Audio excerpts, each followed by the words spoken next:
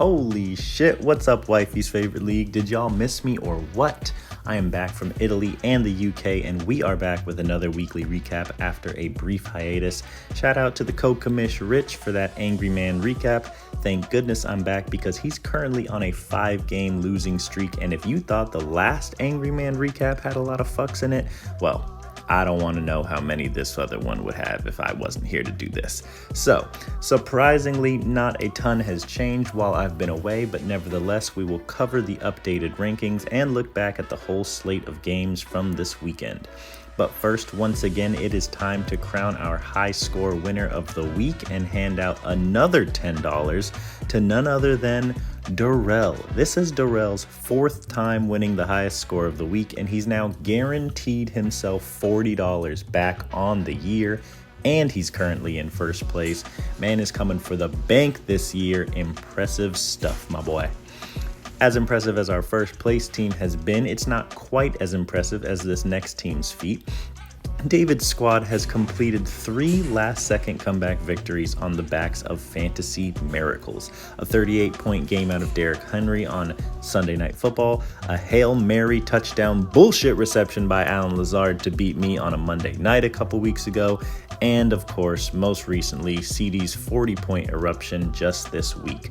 We caught up with the coach of Henry Had a Little Lamb and asked him how his team's been getting so lucky and if he fears that his luck will run out soon. Good morning, League. Good afternoon, good evening, wherever you may be. I'm a world traveler, as you know. I'm saving the world. Kieran asked me, how does it feel to get lucky week by week by week? And really, it's not luck, it's skill. And the real question is, like, what would I do if I didn't win? I guess we'll never know. Thank you, David, for that spirited interview. I mean, you're flexing a 3-year-old trophy, but hey, do you, bro? Do you? I think I speak for everyone, though, when I say we could all use a little bit of your luck, as well as we could do without you spamming the chat with AI-generated poems of your sweet kings and Pookie Bear players. Anyway, moving on. Let's check out some of the action from this weekend. First, we have Bow Rangers taking on Obeite's Balls. This match was fairly close, until it wasn't, as Nesdoba's team just put up an offensive clinic that I could not keep up with. Multiple 20-plus point performances helped Nesdoba on his way to a fairly easy victory, but none were more impactful than the 33-point explosion by the Mad Lad McConkey.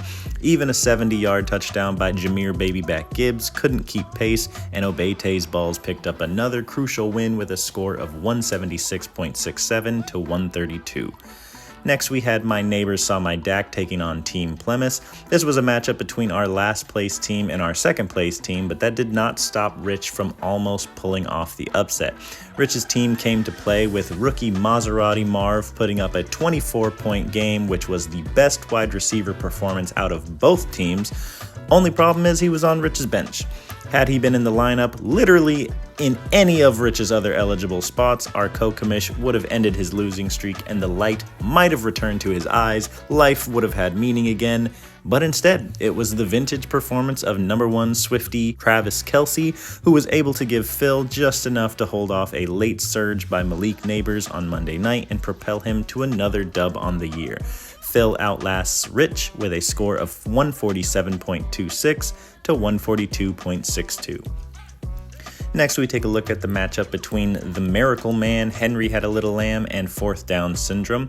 Ashton got a solid QB performance out of Baker Mayfield, who put up almost 30 points and was riding a very solid lead going into Sunday Night Football.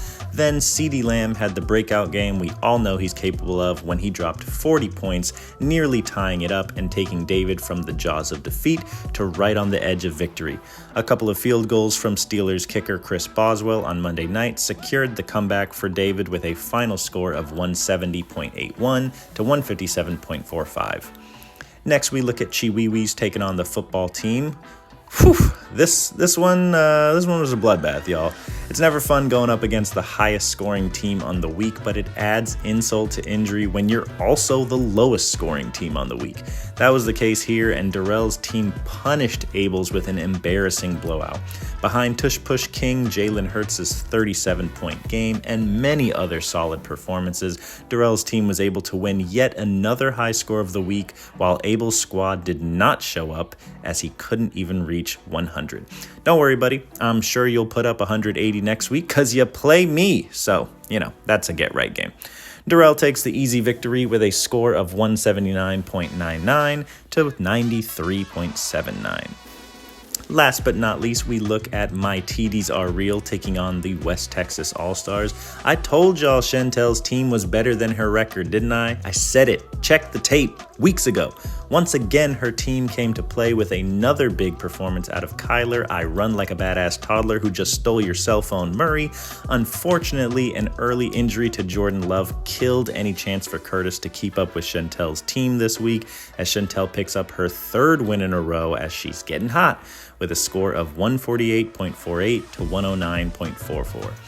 Now, it's been 3 weeks since we've seen these rankings, so let's see what all has changed and what hasn't. In first place and riding a 5-game winning streak, we still have Darrell's The Football Team at 7-1. Then right behind him in second place, we have Phil's Team Plemis at 6-2. Our 5-3 teams are David's Henry Had a Little Lamb in third and Taylor's Obey Tays Balls in fourth. Chantel's My TDs Are Real jumps up 3 spots to fifth at 4-4. My Bauer Rangers in sixth. Curtis West Texas All-Stars in 7th, and Ashton's Fourth Down Syndrome in 8th, all of us at 3 and 5. Then Abel's Chiwiwis in 9th, and Rich's My Neighbors Saw My Dak in 10th, both at 2 and 6. Time to preview the matchups in Week 9. First, we've got Bauer Rangers taking on Chiwiwis. Both mine and Abel's team are coming off a loss, and both of us are in the bottom half of that leaderboard.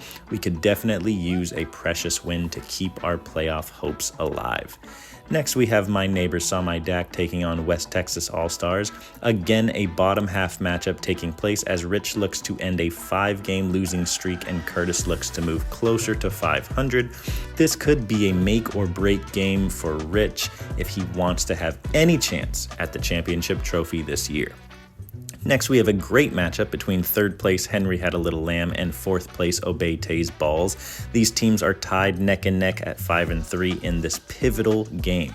David's held on to third place for a while now, but a win for Nesdoba will allow him to switch places with David and inch a little closer to a first-round bye in the playoffs. Then we have Fourth Down Syndrome going to battle with My TDs Are Real. After a slow start out the gate, Chantel's team has found some momentum recently as she strung together 3 in a row to reach 500. Ashton is looking to pick up his 4th win and stop his skid down the leaderboard, so we will see who prevails in this one. And then our game of the week is our 2 juggernauts facing off. The football team and Team Plemis go head-to-head as number 1 Darrell takes on number 2 Phil.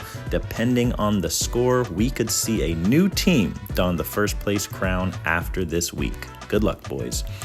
There you have it, folks. That was a long one, but we are glad to be back with you as we approach the playoffs. We are officially into the second half of the fantasy season. Cannot believe it. I feel like the draft was just yesterday when all of us had so much hope, and now it's just been replaced by depression. But there's still plenty of time for wins and some chaos. So good luck to everybody, and I will catch you in the next one. Deuces.